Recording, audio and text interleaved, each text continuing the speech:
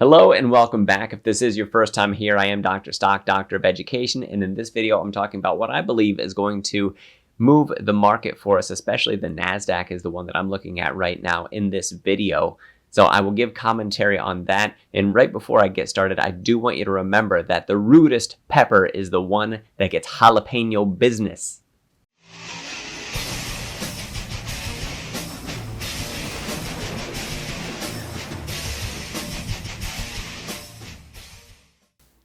Just two very quick things before we get started. The first one is that yesterday in my video that included NNDM, I referred to them as a profitless company. It turns out that they have turned into a profitable company as of their last quarter. So thank you for those of you who commented and let that correction come out. I did want to come out and put up that clarification. Also, from the comments, it sounds like it is time that I start to polish up my research on NNDM and see what's been going on with the company. I think it might be worth a standalone video in the near future. Moving on from there, I do want to let you know the other thing is that I will tell you later on this video, hanging up to 16 free stocks using my link down in the description for Moomoo, which is the trading app that I feature in my video.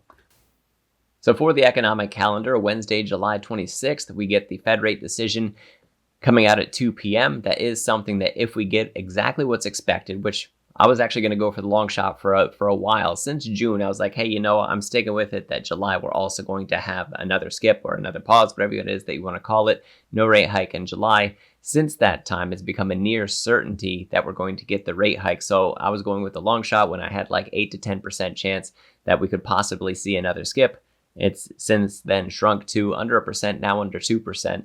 That we're going to get that rate hike. So rate hike likely already priced into the markets. Markets, I don't think move on that. If they move on anything, it's what Jerome Powell says at 2:30. On Thursday, we have durable goods. We also have GDP, the advanced estimate for quarter two. We get that at 8:30. And then we also have initial jobless claims, which came in around, I think, 237,000 last month. So we'll see if there's any more tightness there in the labor market, or if it's something that starts to show a little bit of loosening. I expect it to stay tight, and I don't think that that's going to be something that moves the markets a lot. GDP, if it comes in weaker than expected, could possibly have an impact. If it comes in hotter than expected, that could really be something that could force the hand of the Fed, so we're going to have to watch and see. But that is after their decision, so that's important to note. On Friday, we get personal income and outlays, which have personal spending, personal income. And the big thing that we're going to be looking for is that inflation report for a core PCE year over year, month over month. And it is expected to continue to settle. We got excellent news for CPI, PPI, PCE should follow right in line with it.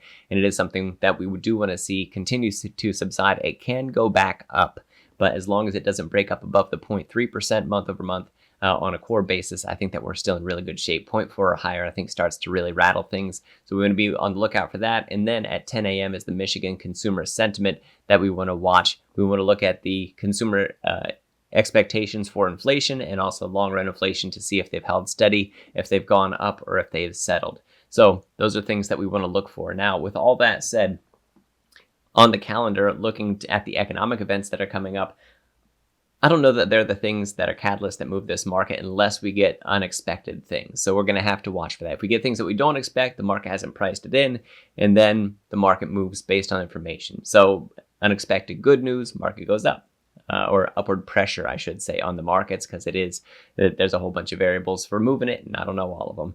So downward pressure would be unexpected, the bad side, of course. But the thing that I think really moves market this week is the big tech earnings that we have. So big tech earnings, specifically Google, Microsoft, and Meta, we have coming up Tuesday and Wednesday this week, all after the market closes. So I do want to go over to their charts. So let me bring up the Moomoo app.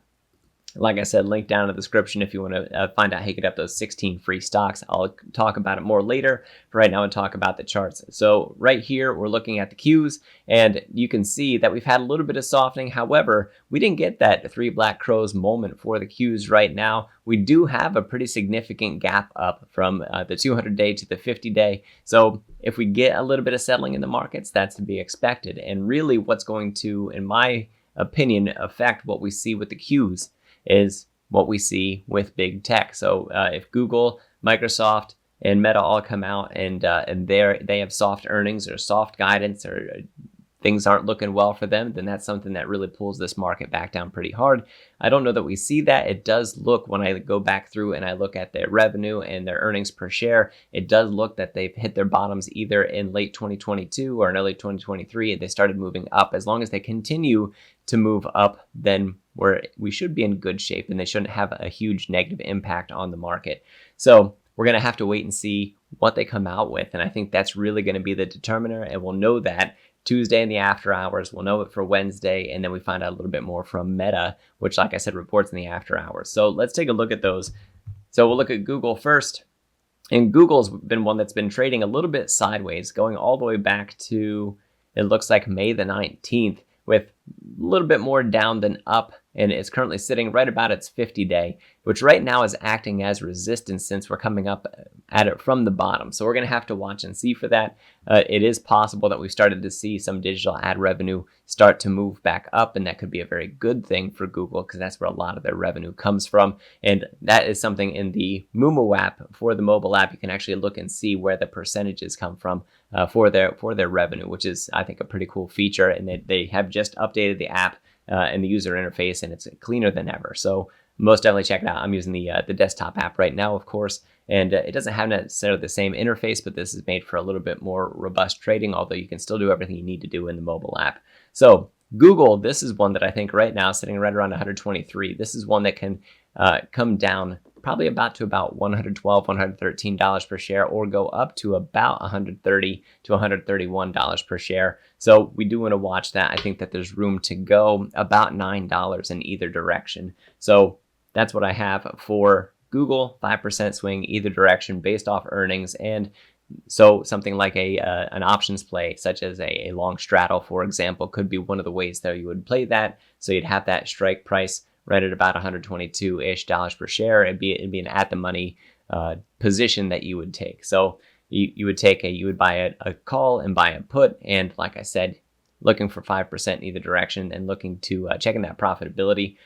So you guys can let me know your position on Google. Do like it as a company. As a matter of fact, I think that this is one of the better charts that we have because the doubt that exists for Google that it is possible that we get significant upside, but we also have the risk that that doubt is merited, in which case it would tumble back down. So double-edged sword, as always. You can't have access to the reward without also accessing the risk that's out there as well. So let's move on to Microsoft, also in the after hours on Tuesday, July 25th.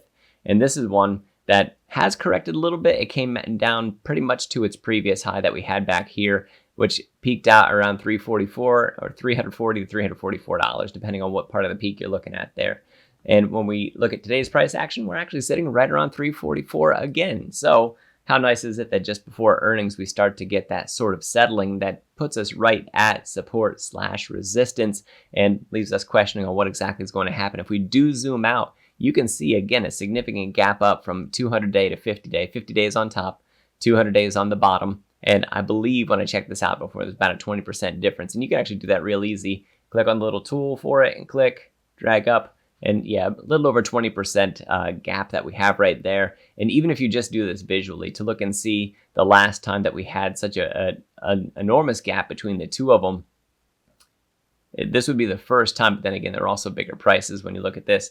So I think it is possible we get that correction sometime soon from Microsoft, and they do have a lot of AI hype right now. So that's also something to watch out for, because until that hype train slows down or until that hype train dies, we're going to get a premium cost to paying for shares for Microsoft. I do like Microsoft as a company, by the way. Let me get rid of that and get rid of this. There we go. Get rid of those drawings. But in the near term, what do I expect to happen? I do think that if we get a little bit of softness, we could see this thing drop down to about $330 per share, which would be just under the 50-day. And, that would be sort of expected. It is possible that we also come back and retest our all-time highs at about $360 per share. So about $15 in either direction when we look at this. And like I said, you can use that tool if you put it at its current price of $344 and go up to about $360 per share. There we go. It's about 5% to the upside. If we go down to 330, so just over 4% in either direction, almost 5% up from where it's at right now, because it's not quite at 345.